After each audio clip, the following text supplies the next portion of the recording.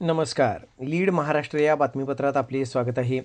आंबेडकरी चळवळीचे नेते आणि एमआयएमचे माजी जिल्हाध्यक्ष डॉक्टर महेशकुमार कांबळे राष्ट्रवादी अजित पवार गटाच्या वाटेवर असल्याची चर्चा सध्या मिरजेत आहे. सांगली जिल्ह्यातील आंबेडकरी चळवळीचे नेते आणि एमआयएमचे माजी जिल्हाध्यक्ष डॉक्टर महेशकुमार कांबळे हे राष्ट्रवादी अजित पवार गटाची वाट धरली आहे. महेशकुमार कांबळे यांनी विधानसभेचे उपाध्यक्ष व राष्ट्रवादी अजित पवार गटाचे आमदार अण्णा बनसोडे यांची भेट घेत चर्चा केली आहे. त्यामुळे महेशकुमार कांबळे हे लवकरच राष्ट्रवादी अजित पवार गटात प्रवेश करणार असल्याची चर्चा सुरू झाली आहे.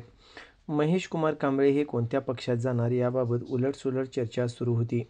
मात्र राष्ट्रवादी अजित पवार गटाचे नेते अण्णा बनसोडे यांच्यासोबत बैठका सुरू आहेत.